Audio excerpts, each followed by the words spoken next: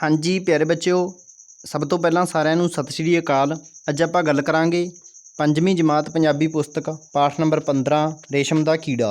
ਇਸ ਪਾਠ ਨੂੰ ਪੜਾਂਗੇ ਅਤੇ ਇਸ ਪਾਠ ਦੇ ਪ੍ਰਸ਼ਨ ਉੱਤਰ ਵੀ ਕਰਾਵਾਂਗੇ। ਇਸ ਤੋਂ ਇਲਾਵਾ ਤੁਸੀਂ ਹੋਰ ਪਾਠਾਂ ਦੇ ਪ੍ਰਸ਼ਨ ਉੱਤਰ ਦੇਖਣੇ ਨੇ ਤਾਂ ਇਸ ਵੀਡੀਓ ਦੀ ਡਿਸਕ੍ਰਿਪਸ਼ਨ ਦੇ ਵਿੱਚ ਦਿੱਤੇ ਹੋਏ ਲਿੰਕ ਤੇ ਕਲਿੱਕ ਕਰਕੇ ਦੇਖ ਸਕਦੇ ਹੋ ਜਾਂ ਫਿਰ ਪੰਜਵੀਂ ਜਮਾਤ ਪੰਜਾਬੀ ਨਾਂ ਦੀ ਪਲੇਲਿਸਟ ਦੇ ਵਿੱਚ ਜਾ ਕੇ ਦੇਖ ਸਕਦੇ ਹੋ। ਵੀਡੀਓ ਵਧੀਆ ਲੱਗੇ ਤਾਂ ਇਸ ਨੂੰ ਲਾਈਕ ਕਰੋ, ਸ਼ੇਅਰ ਕਰੋ, ਕਮੈਂਟ ਵੀ ਕਰੋ ਤੇ ਚੈਨਲ ਨੂੰ ਸਬਸਕ੍ਰਾਈਬ ਜ਼ਰੂਰ ਕਰੋ। ਹੁਣ ਆਪਾਂ ਪਾਠ ਨੂੰ ਪੜ੍ਹਨਾ ਸ਼ੁਰੂ ਕਰਦੇ ਹਾਂ। ਜਿਹੜੇ ਰੇਸ਼ਮੀ ਚਮਕਦਾਰ ਕੱਪੜੇ ਅਸੀਂ ਪਾਉਂਦੇ ਹਾਂ, ਰੇਸ਼ਮੀ ਰੁਮਾਲਾਂ ਨੂੰ ਹੱਥਾਂ ਵਿੱਚ ਰੱਖਦੇ ਹਾਂ, ਕੀ ਤੁਹਾਨੂੰ ਪਤਾ ਹੈ ਕਿ ਇਹ ਕਿਸ ਚੀਜ਼ ਤੋਂ ਬਣਦੇ ਹਨ? ਤੁਸੀਂ ਸ਼ਾਇਦ ਸੋਚੋਗੇ ਕਿ ਇਹ ਰੇਸ਼ਮੀ ਕੱਪੜਾ ਰੂੰ ਤੋਂ ਜਾਂ ਫਿਰ ਉੱਨ ਤੋਂ ਬਣਦਾ ਹੋਵੇਗਾ, ਪਰ ਨਹੀਂ। ਇਹ ਕੱਪੜਾ ਜਿਸ ਧਾਗੇ ਤੋਂ ਬਣਦਾ ਹੈ ਉਸ ਨੂੰ ਇੱਕ ਜਿਉਂਦਾ ਕੀੜਾ ਬਣਾਉਂਦਾ ਹੈ। ਇਸ ਕੀੜੇ ਨੂੰ ਰੇਸ਼ਮ ਦਾ ਕੀੜਾ ਕਹਿੰਦੇ ਹਨ। ਨਿੱਕੇ ਹੁੰਦਿਆਂ ਰੇਸ਼ਮ ਦਾ ਕੀੜਾ ਚੌਲ ਦੇ ਦਾਣੇ ਜਿੰਨਾ ਹੁੰਦਾ ਹੈ। ਇਸ ਦੀ ਸ਼ਕਲ ਬੜੀ ਅਜੀਬ ਜਿਹੀ ਹੁੰਦੀ ਹੈ। 16 ਤਾਂ ਇਸ ਦੇ ਪੈਰ ਹੁੰਦੇ ਹਨ, 14 ਅੱਖਾਂ। ਇਸ ਦੇ ਜਵਾੜਿਆਂ ਦੇ ਦੋਵੇਂ ਪਾਸੇ ਦੋ ਛੋਟੇ ਛੋਟੇ ਸੁਰਾਖ ਹੁੰਦੇ ਹਨ। ਸਭ ਤੋਂ ਪਹਿਲਾਂ ਚੀਨ ਦੇ ਲੋਕਾਂ ਨੂੰ ਰੇਸ਼ਮ ਦੇ ਕੀੜੇ ਦਾ ਪਤਾ ਲੱਗਾ। ਇਸ ਲਈ ਰੇਸ਼ਮ ਦੇ ਕੀੜੇ ਤੋਂ ਰੇਸ਼ਮੀ ਕੱਪੜਾ ਬਣਾਉਣ ਵਿੱਚ ਪਹਿਲ ਚੀਨ ਨੇ ਹੀ ਕੀਤੀ। ਦੂਜੇ ਦੇਸ਼ਾਂ ਦੇ ਲੋਕਾਂ ਨੇ ਰੇਸ਼ਮੀ ਕੱਪੜੇ ਦਾ ਭੇਦ ਜਾਣਨ ਦੀ ਬਹੁਤ ਕੋਸ਼ਿਸ਼ ਕੀਤੀ, ਪਰ ਚੀਨੀ ਲੋਕਾਂ ਨੇ ਇਹ ਭੇਦ ਨਾ ਖੁੱਲ੍ਹਣ ਦਿੱਤਾ। ਸੈਂਕੜੇ ਸਾਲਾਂ ਤੱਕ ਰੇਸ਼ਮ ਬਣਾਉਣ ਦਾ ਗੁਣ ਕੇਵਲ ਚੀਨੀਆਂ ਕੋਲ ਹੀ ਰਿਹਾ।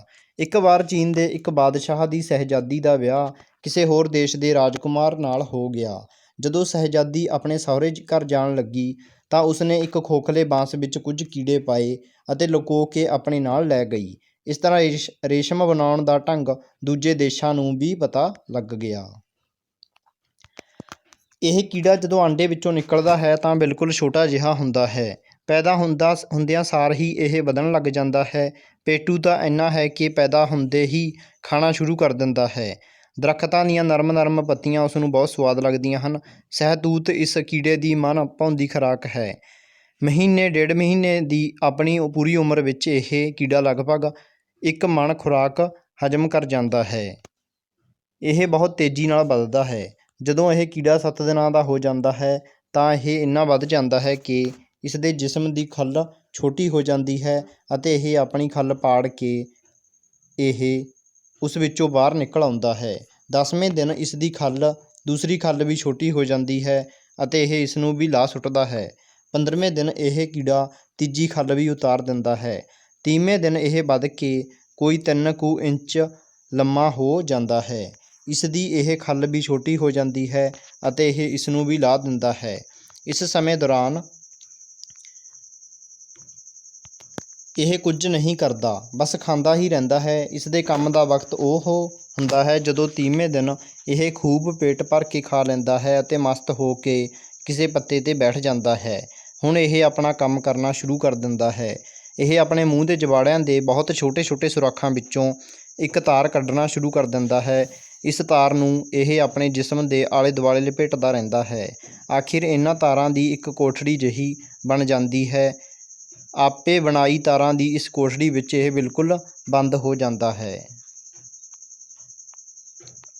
ਸਾਰੀਆਂ ਤਾਰਾਂ ਕੱਢ ਲੈਣ ਤੋਂ ਬਾਅਦ ਇਹ ਬੇਹੋਸ਼ ਹੋ ਜਾਂਦਾ ਹੈ।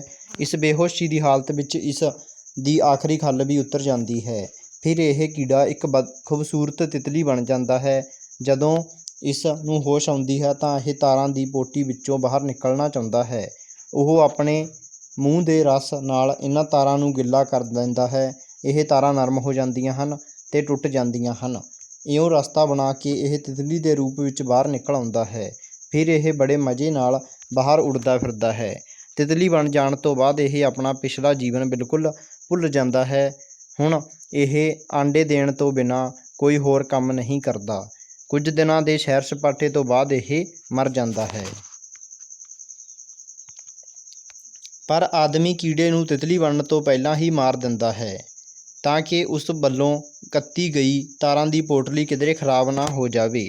ਜਦੋਂ ਕੀੜਾ ਸਾਰੀ ਤਾਰ ਕੱਢ ਲੈਂਦਾ ਹੈ ਅਤੇ ਕੋਠੜੀ ਵਿੱਚ ਬੰਦ ਹੋ ਕੇ ਬੇਹੋਸ਼ ਹੋ ਜਾਂਦਾ ਹੈ ਤਾਂ ਆਦਮੀ ਉਸ ਮੁੱਢੇ ਨੂੰ ਉਸੇ ਵਕਤ ਉਤਾਰ ਲੈਂਦਾ ਹੈ ਅਤੇ ਗਰਮ ਪਾਣੀ ਵਿੱਚ ਸੁੱਟ ਦਿੰਦਾ ਹੈ। ਵਿਚਾਰਾ ਕੀੜਾ ਹੋਸ਼ ਵਿੱਚ ਆਉਣ ਤੋਂ ਪਹਿਲਾਂ ਹੀ ਮਰ ਜਾਂਦਾ ਹੈ।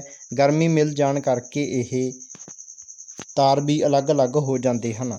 ਇਸ ਤੋਂ ਬਾਅਦ ਕਈ ਤਾਰਾਂ ਇਕੱਠੀਆਂ ਕਰਕੇ ਕੱਤ ਲਈਆਂ ਜਾਂਦੀਆਂ ਹਨ। ਇਸ ਤਰ੍ਹਾਂ ਰੇਸ਼ਮ ਦਾ ਬਹੁਤ ਬਰੀਕ ਧਾਗਾ ਤਿਆਰ ਹੋ ਜਾਂਦਾ ਹੈ। ਇਸ ਧਾਗੇ ਦਾ ਰੰਗ ਸੁਨਹਿਰੀ ਹੁੰਦਾ ਹੈ। ਇਸ ਕੱਚੇ ਰੇਸ਼ਮ ਨੂੰ ਸਾਫ਼ ਕਰਕੇ ਕੱਪੜਾ ਬਣਾਉਣ ਦੇ ਯੋਗ ਬਣਾਇਆ ਜਾਂਦਾ ਹੈ। ਰੇਸ਼ਮ ਬਣਾਉਣ ਦੇ ਦੋ ਤਰੀਕੇ ਹਨ। ਇੱਕ ਤਾਂ ਇਹ ਕੱਪੜਾ ਖਾਡੀਆਂ ਨਾਲ ਬਣਾਇਆ ਜਾਂਦਾ ਹੈ, ਦੂਜਾ ਮਸ਼ੀਨਾਂ ਰਾਹੀਂ ਤਿਆਰ ਕੀਤਾ ਜਾਂਦਾ ਹੈ। ਅੱਜ ਕੱਲ੍ਹ ਰੇਸ਼ਮ ਪੈਦਾ ਕਰਨਾ ਉਦਯੋਗ ਬਣ ਗਿਆ ਹੈ। ਜਿਵੇਂ ਸੂਤ ਰਾਹੀਂ ਤਿਆਰ ਕਰਨ ਲਈ ਅਸੀਂ ਖੇਤਾਂ ਵਿੱਚ ਕਪਾਹ ਬੀਜਦੇ ਹਾਂ, ਉੱਨੀ ਕੱਪੜਾ ਤਿਆਰ ਕਰਨ ਲਈ ਭੇਡਾਂ ਪਾਲਦੇ ਹਾਂ। ਇਸੇ ਤਰ੍ਹਾਂ ਰੇਸ਼ਮ ਪ੍ਰਾਪਤ ਕਰਨ ਲਈ ਸ਼ਹਿਤੂਤ ਦੇ ਬਾਗ ਲਾਏ ਜਾਂਦੇ ਹਨ। ਰੇਸ਼ਮ ਦਾ ਕੀੜਾ ਜ਼ਿਆਦਾ ਗਰਮੀ ਅਤੇ ਜ਼ਿਆਦਾ ਸਰਦੀ ਬਰਦਾਸ਼ਤ ਨਹੀਂ ਕਰ ਸਕਦਾ। ਸ਼ਹਿਤੂਤ ਦਾ ਦਰੱਖਤ ਵੀ ਅਜਿਹੀਆਂ ਥਾਵਾਂ ਉੱਤੇ ਵਧੇਰੇ ਹੁੰਦਾ ਹੈ ਜਿੱਥੇ ਨਾ ਤਾਂ ਜ਼ਿਆਦਾ ਗਰਮੀ ਅਤੇ ਨਾ ਹੀ ਜ਼ਿਆਦਾ ਸਰਦੀ ਹੋਵੇ। ਅੱਜ ਕੱਲ੍ਹ ਰੇਸ਼ਮ ਦੇ ਕੀੜੇ ਪਾਲਣ ਦਾ ਕੰਮ ਸਾਡੇ ਦੇਸ਼ ਵਿੱਚ ਵੀ ਬਹੁਤ ਹੋ ਰਿਹਾ ਹੈ।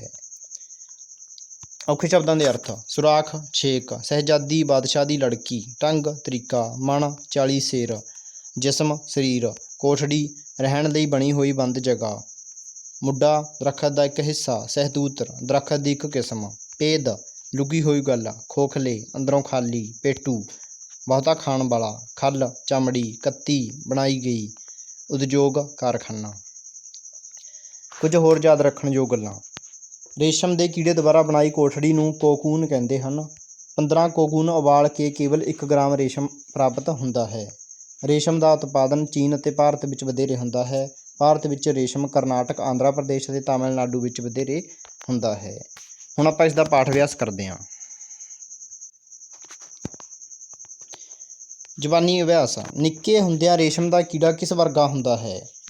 ਨਿੱਕੇ ਹੁੰਦਿਆਂ ਰੇਸ਼ਮ ਦਾ ਕੀੜਾ ਚੌਲ ਦੇ ਦਾਣੇ ਵਰਗਾ ਹੁੰਦਾ ਹੈ। ਇਹ ਅਸੀਂ ਉੱਤਰ ਲਿਖਣਾ ਹੈ। ਨਿੱਕੇ ਹੁੰਦਿਆਂ ਰੇਸ਼ਮ ਦਾ ਕੀੜਾ ਚੌਲ ਦੇ ਦਾਣੇ ਵਰਗਾ ਹੁੰਦਾ ਹੈ। ਨੰਬਰ 2, ਰੇਸ਼ਮ ਦੇ ਕੀੜੇ ਦੀ ਉਮਰ ਕਿੰਨੀ ਹੁੰਦੀ ਹੈ? ਰੇਸ਼ਮ ਦੇ ਕੀੜੇ ਦੀ ਉਮਰ 1.5 ਮਹੀਨਾ ਹੁੰਦੀ ਹੈ। ਆਪਾਂ ਨੇ ਇਹ ਉੱਤਰ ਲਿਖਣਾ ਹੈ। ਠੀਕ ਹੈ, ਰੇਸ਼ਮ ਦੇ ਕੀੜੇ ਦੀ ਉਮਰ 1.5 ਮਹੀਨਾ ਹੁੰਦੀ ਹੈ। ਨੰਬਰ 3, ਤਿਤਲੀ ਬਣ ਕੇ ਇਹ ਕੀੜਾ ਕੀ ਕਰਦਾ ਹੈ? ਤਿਤਲੀ ਬਣ ਕੇ ਇਹ ਕੀੜਾ ਉਡਾਰੀਆਂ ਮਾਰਦਾ ਹੈ। ਇਸ ਸਮੇਂ ਇਸ ਨੂੰ ਆਂਡੇ ਦੇਣ ਤੋਂ ਬਿਨਾਂ ਹੋਰ ਕੋਈ ਕੰਮ ਨਹੀਂ ਹੁੰਦਾ। ਰੇਸ਼ਮ ਬਣਾਉਣ ਦੇ ਕਿੰਨੇ ਤਰੀਕੇ ਹਨ? ਰੇਸ਼ਮ ਬਣਾਉਣ ਦੇ 2 ਤਰੀਕੇ ਹਨ, ਇੱਕ ਖੱਡੀਆਂ ਦੁਆਰਾ, ਦੂਜਾ ਮਸ਼ੀਨਾਂ ਨਾਲ। ਠੀਕ ਹੈ, ਹੇਠ ਲਿਖੇ ਪ੍ਰਸ਼ਨਾਂ ਦੇ ਉੱਤਰ ਦਿਓ। ਰੇਸ਼ਮ ਦੇ ਕੀੜੇ ਦੀ ਸ਼ਕਲ ਕਿਹੋ ਜਿਹੀ ਹੁੰਦੀ ਹੈ? ਰੇਸ਼ਮ ਦੇ ਕੀੜੇ ਦੀ ਸ਼ਕਲ ਅਜੀਬ ਜਿਹੀ ਹੁੰਦੀ ਹੈ। ਇਸ ਦੇ 16 ਪੈਰ ਹੁੰਦੇ ਹਨ, 14 ਅੱਖਾਂ। ਇਸ ਦੇ ਜਬਾੜਿਆਂ ਦੇ ਦੋਵੇਂ ਪਾਸੀਂ 2 ਨਿੱਕੇ ਨਿੱਕੇ ਸੁਰਾਖ ਹੁੰਦੇ ਹਨ। ਰੇਸ਼ਮ ਬਣਾਉਣ ਦਾ ਭੇਦ ਦੂਜੇ ਦੇਸ਼ਾਂ ਨੂੰ ਕਿਵੇਂ ਪਤਾ ਲੱਗਾ? ਸੈਂਕੜੇ ਸਾਲ ਤੱਕ ਰੇਸ਼ਮ ਬਣਾਉਣ ਦਾ ਭੇਦ ਚੀਨੀਆਂ ਨੂੰ ਹੀ ਪਤਾ ਸੀ। ਉਹਨਾਂ ਇਹ ਭੇਦ ਕਿਸੇ ਨੂੰ ਵੀ ਪਤਾ ਨਾ ਲੱਗਣ ਦਿੱਤਾ। ਇੱਕ ਵਾਰ ਜਦੋਂ ਚੀਨ ਦੇ ਬਾਦਸ਼ਾਹ ਦੀ ਸ਼ਹਿਜ਼ਾਦੀ ਕਿਸੇ ਹੋਰ ਦੇਸ਼ ਦੇ ਰਾਜਕੁਮਾਰ ਨਾਲ ਵਿਆਹੀ ਗਈ ਤਾਂ ਉਹ ਰੇਸ਼ਮ ਦੇ ਕੁਝ ਕੀੜੇ ਇੱਕ ਖੋਖਲੇ ਬਾਂਸ ਵਿੱਚ ਪਾ ਕੇ ਅਤੇ ਲੁਕੋ ਕੇ ਆਪਣੇ ਨਾਲ ਲੈ ਗਈ। ਇਸ ਪਿੱਛੋਂ ਰੇਸ਼ਮ ਬਣਾਉਣ ਦਾ ਭੇਦ ਦੂਜੇ ਦੇਸ਼ਾਂ ਨੂੰ ਵੀ ਪਤਾ ਲੱਗ ਗਿਆ। ਰੇਸ਼ਮ ਦਾ ਕੀੜਾ ਤਾਰਾਂ ਦੀ ਕੋਠੜੀ ਕਿਵੇਂ ਬਣਾਉਂਦਾ ਹੈ? ਰੇਸ਼ਮ ਦਾ ਕੀੜਾ ਖਾ ਪੀ ਕੇ ਤੇ ਮਸਤ ਹੋ ਕੇ ਕਿਸੇ ਪੱਤੇ ਉੱਤੇ ਬੈਠ ਜਾਂਦਾ ਹੈ ਅਤੇ ਆਪਣੇ ਜਬਾੜਿਆਂ ਦੇ ਛੋਟੇ ਛੋਟੇ ਸੁਰਾਖ ਵਿੱਚੋਂ ਇੱਕ ਤਾਰ ਕੱਢਣੀ ਸ਼ੁਰੂ ਕਰ ਦਿੰਦਾ ਹੈ। ਇਸ ਤਾਰ ਨੂੰ ਉਹ ਆਪਣੇ ਸਰੀਰ ਦੁਆਲੇ ਲਪੇਟ ਕੇ ਇੱਕ ਕੋਠੜੀ ਜਿਹੀ ਬਣਾ ਲੈਂਦਾ ਹੈ। ਹੇਠ ਲਿਖੇ ਵਾਕਾਂ ਵਿੱਚ ਵਿਸ਼ੇਸ਼ਣ ਸ਼ਬਦਾਂ 'ਤੇ ਗੋਲਾ ਲਾਓ। ਬੱਚੋ, ਵਿਸ਼ੇਸ਼ਣ ਕੀ ਹੁੰਦਾ ਹੈ? ਜਿਹੜਾ ਕਿਸੇ ਸ਼ਬਦ ਦੀ ਵਿਸ਼ੇਸ਼ਤਾ, ਨਾਂਵ ਜਾਂ ਪੜਨਾਂਵ ਦੀ ਵਿਸ਼ੇਸ਼ਤਾ ਦੱਸਦਾ ਹੈ। ਠੀਕ ਹੈ, ਇਹਨਾਂ ਵਿੱਚ ਰੇਸ਼ਮੀ ਸ਼ਬਦ ਵਿਸ਼ੇਸ਼ਣ ਹੈ, ਇਹ ਸ਼ਬਦ ਵਿਸ਼ੇਸ਼ਣ ਹੈ, ਨਰਮ ਸ਼ਬਦ ਵਿਸ਼ੇਸ਼ਣ ਹੈ। ਇਸ ਤੋਂ ਇਲਾਵਾ 10ਵੇਂ ਸ਼ਬਦ ਵਿਸ਼ੇਸ਼ਣ ਹੈ ਕਿਉਂਕਿ ਇਹ ਦਿਨ ਦੀ ਵਿਸ਼ੇਸ਼ਤਾ ਦੱਸ ਰਿਹਾ ਹੈ। ਦੂਸਰੀ ਸ਼ਬਦ ਵਿਸ਼ੇਸ਼ਣ ਹੈ ਕਿਉਂਕਿ ਇਹ ਖੱਲ ਦੀ ਵਿਸ਼ੇਸ਼ਤਾ ਦੱਸ ਰਿਹਾ ਹੈ। ਸੁਨਹਿਰੀ ਸ਼ਬਦ ਵਿਸ਼ੇਸ਼ਣ ਹੈ ਕਿਉਂਕਿ ਇਹ ਰੰਗ ਦੀ ਵਿਸ਼ੇਸ਼ਤਾ ਦੱਸ ਰਿਹਾ ਹੈ। ਸਮਾਨਾਰਥਕ ਸ਼ਬਦਾਂ ਨੂੰ ਮਿਲਾਓ। ਅਜੀਬ, ਅਨੋਖਾ, ਖੂਬਸੂਰਤ, ਸੁੰਦਰ, ਵਕਤ, ਸਮਾਂ, ਜ਼ਿਆਦਾ, ਵੱਧ, ਨਰਮ, ਕੋਮਲ। ਹੇਠ ਲਿਖੇ ਸ਼ਬਦਾਂ ਵਿੱਚੋਂ ਸ਼ੁੱਧ ਸ਼ਬਦਾਂ ਸਾਹਮਣੇ ਸਹੀ ਦਾ ਨਿਸ਼ਾਨ ਲਗਾਓ। ਬੱਚੋ, ਇਹਨਾਂ ਦੇ ਵਿੱਚੋਂ ਉੱਨ ਸਹੀ ਹੈ। ਠੀਕ ਹੈ, ਤਾਂ ਆਪਾਂ ਇੱਥੇ ਟਿਕ ਲਾਤੀ। ਚੌਲ ਸਹੀ ਹੈ, ਦਰੱਖਤ ਸਹੀ ਹੈ। ਤੁਸੀਂ ਟਿੱਕਾਂ ਦੇਖ ਸਕਦੇ ਹੋ ਜਿਹੜੇ ਇਹਨਾਂ 'ਤੇ ਲੱਗੀਆਂ ਨੇ ਉਹ ਸਹੀ ਸ਼ਬਦ ਨੇ। ਅੱਖਾਂ ਔਖੇ ਸ਼ਬਦਾਂ ਦੀ ਬੋਲ ਲਿਖਤ। ਬੱਚੋ, ਜਿਹੜੇ ਤੁਹਾਨੂੰ ਇਸ ਪਾਠ ਦੇ ਵਿੱਚੋਂ ਠੀਕ ਹੈ ਸ਼ਬਦ ਔਖੇ ਲੱਗਦੇ ਨੇ ਤੁਸੀਂ ਉਹਨਾਂ ਦੀ ਬੋਲ ਲਿਖਤ ਕਰਨੀ ਹੈ। ਠੀਕ ਹੈ, ਤੁਸੀਂ ਇੱਥੇ ਲਿਖ ਸਕਦੇ ਹੋ ਉਹਨਾਂ ਨੂੰ ਅਤੇ ਉਹਨਾਂ ਨੂੰ ਬਾਅਦ 'ਚ ਬੋਲਣ ਦੀ ਕੋਸ਼ਿਸ਼ ਕਰਨੀ ਹੈ।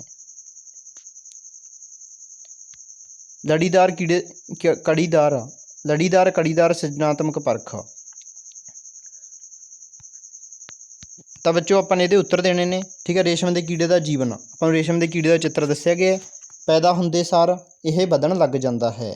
ਜਦੋਂ 7 ਦਿਨ ਦਾ ਹੁੰਦਾ ਹੈ ਇਸ ਦੇ ਸਰੀਰ ਦੀ ਖੱਲ ਛੋਟੀ ਹੋ ਜਾਂਦੀ ਹੈ ਅਤੇ ਇਹ ਇਸ ਨੂੰ ਪਾੜ ਕੇ ਬਾਹਰ ਨਿਕਲ ਆਉਂਦਾ ਹੈ।